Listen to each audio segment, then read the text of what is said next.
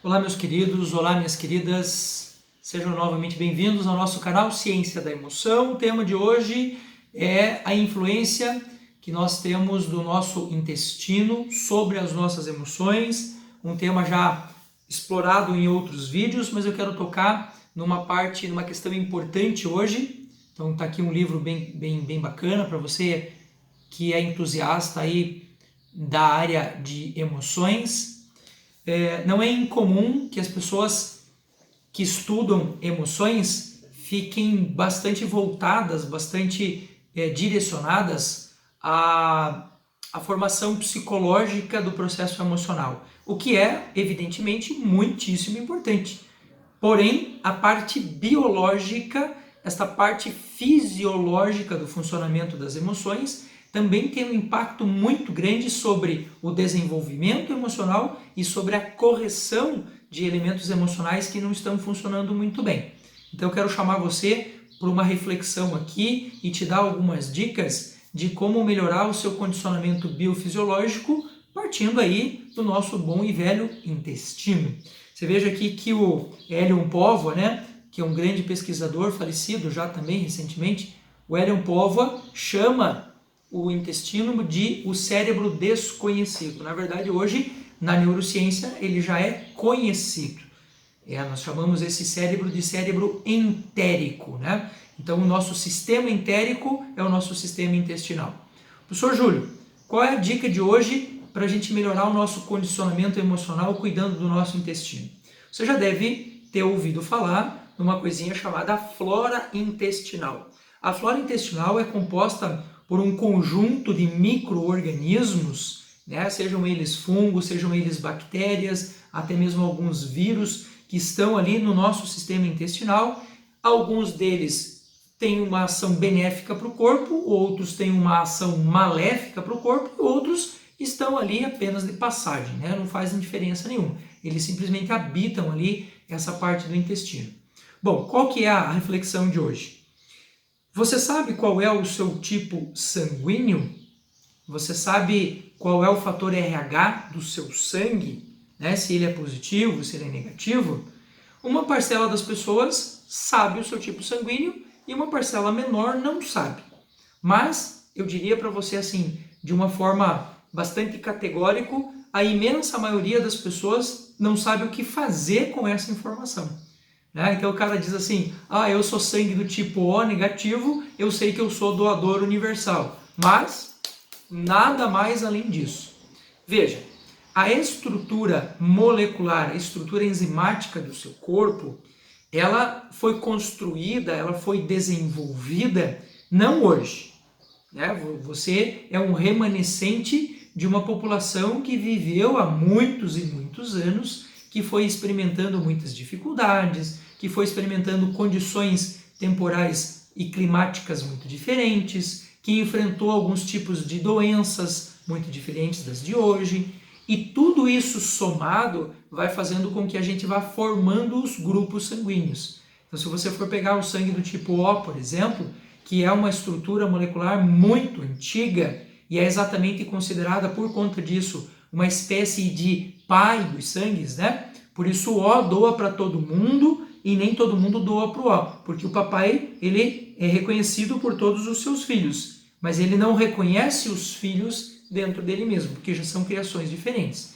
Então o sangue O, por exemplo, que é um sangue extremamente antigo, é um sangue que data mais ou menos aí de 100, 130 mil anos atrás. Ele tem uma estrutura molecular que não está preparada para o mundo que nós vivemos hoje.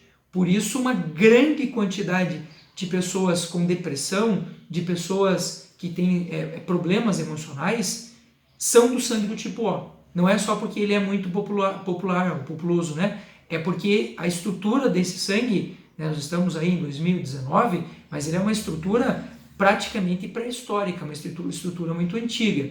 Pense comigo, por exemplo, há 130 mil anos atrás, existiam drogas? Existiam remédios? Existia álcool? Não. Então as pessoas desta época, como elas não usavam essas coisas, a tolerância do nosso corpo para medicação, para álcool, para drogas, é muito menor se comparada com outros tipos sanguíneos. Então, a minha receita sempre é assim.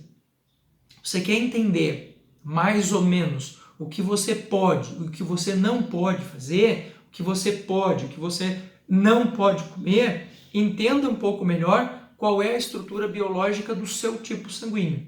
Eu, Júlio César, sou sangue do tipo O. E uma das coisas mais comuns, né, no interior lá de Santa Catarina, de onde eu venho, quando você vai lá para um bailão, é a gente ir para o bailão e tomar uma cerveja, tomar um vinhozinho. E eu tinha um primo que ia comigo para os bailões e esse cara tomava um monte e não ficava bêbado nunca. E eu tomava um pouquinho e estava lá dormindo sobre a mesa do baile, né? E eu pensava comigo, mas não é possível, talvez eu tenha que me treinar um pouco mais, né? E eu passei a tomar um pouco mais do que o comum para criar resistência à bebida. Sabe o que eu ganhei? Uma úlcera no estômago. Por quê? Porque minha estrutura molecular é uma estrutura que não é muito comum, né, da gente receber esse impacto, por exemplo, do álcool. Então, por isso, se você é sangue do tipo O, você é sangue do tipo A, que são sangues muito antigos, vai tomar alguma coisa, use sempre o diluente da água junto. Né? Então, estou tomando uma cerveja, estou tomando um copinho de água mineral. Estou tomando um destilado em que tem um tipo de álcool etílico um pouco mais agressivo, eu tenho que mais do que triplicar a quantidade de água em relação àquilo que eu estou tomando lá de destilado. Ah, professor Júlio, você está dando nó na natureza, você está dando golpe na natureza. Não é isso. É que às vezes, eu, por exemplo, gosto muito de tomar vinho, né? Eu não vou deixar de tomar vinho porque eu tenho sangue do tipo O. Deveria, mas eu não vou deixar de tomar. Então o que eu faço? Tomo um diluente junto ali, que é para diminuir o efeito do álcool. Evidente que se eu começar a tomar muito além da minha cota, isso será para mim muito mais agressivo do que para os outros. Se você pegar pessoas que têm sangue do tipo B e sangue do tipo AB, que são sangues mais recentes, são muito mais tolerantes a esse tipo de agressão, a esse tipo de toxicidade do que o sangue A e o sangue O. Porém, contudo, entretanto, todavia, né, são sangues mais recentes, mas também têm condições biológicas que precisam ser observadas. Você tem que tomar água com mais constância durante o dia, você tem que ter uma oferta de alimentos um pouco maior do que o sangue O e o sangue A, que são mais tolerantes naturalmente à falta de alimentos, né? Você imagine, há 130 mil anos atrás, nós estaríamos comendo quantas vezes por dia? Uma vez por dia, uma vez a cada 2 dias. Então o sangue do tipo O é mais tolerante, né, a ficar sem comer durante um período maior. Né? Então você fazer a tal da dieta e você é um sangue O e você é um sangue AB, tem impactos muito diferentes de um para o outro. Se você tiver de dieta e for sangue do tipo AB, não raras as vezes você engorda ao invés de emagrecer. Você fala, ué, mas por quê? Porque sendo um sangue mais recente, o corpo está mais acostumado a ter uma frequência alimentar maior. Ora, se essa frequência alimentar ela é interrompida, o que o seu corpo vai fazer? Vai absorver o máximo que ele pode daquele pouco que entrou. Então, não raras as vezes, você tem um impacto aí ao contrário, né? E em relação ao intestino, a dica de hoje que eu quero dar para vocês é que todos os tipos sanguíneos não são tão recentes assim, né? Temos aí o sangue mais recente, nós estamos falando de alguma coisa perto de 1.000, 2.000 anos, não é uma coisa tão recente assim. E na natureza, na nossa vivência natural, era comum que a gente comesse coisas sem lavar, a água do rio sem ferver, a gente vai comer um bicho que o cara matou ali e rolou na terra. Então há uma reposição de micro-organismos da nossa flora intestinal de uma forma natural. Ora, hoje as coisas todas são muito higienizadas, né? Você já tem a higienização natural, que é feita, natural não, né? Artificial, que é feita pelos agrotóxicos, que já mata a bicharada, aí você põe um negocinho lá na casca da fruta para ela não proliferar esses bichos e durar mais tempo, chega em casa você lava a fruta, né?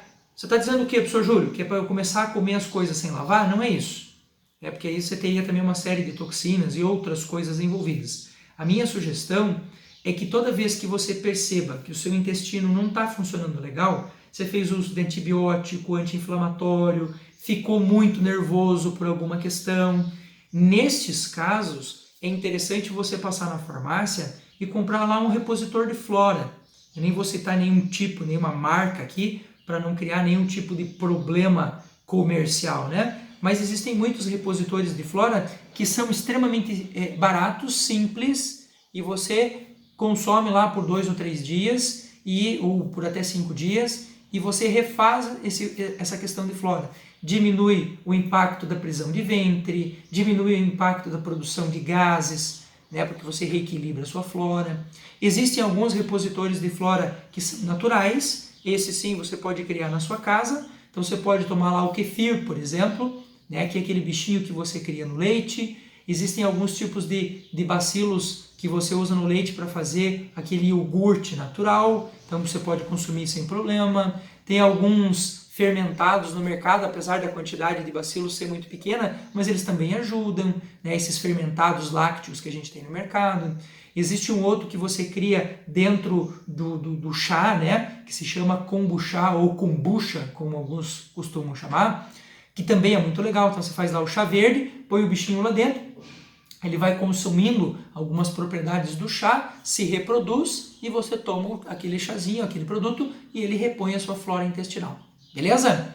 Então sim, tem um impacto muito grande a gente cuidar do nosso intestino e por conta disso mexer com as nossas emoções, tá bom? Fica aí a dica de hoje. Se você tiver mais interesse e quiser conhecer um pouco mais sobre essa questão dos tipos sanguíneos, por exemplo, me passa aqui um e-mail no meu contato, deixa aqui o seu e-mail no vídeo que eu mando aí farto material para você ler e para você pesquisar, tá bom? Grande abraço a todos, fica aqui a recomendação do livro.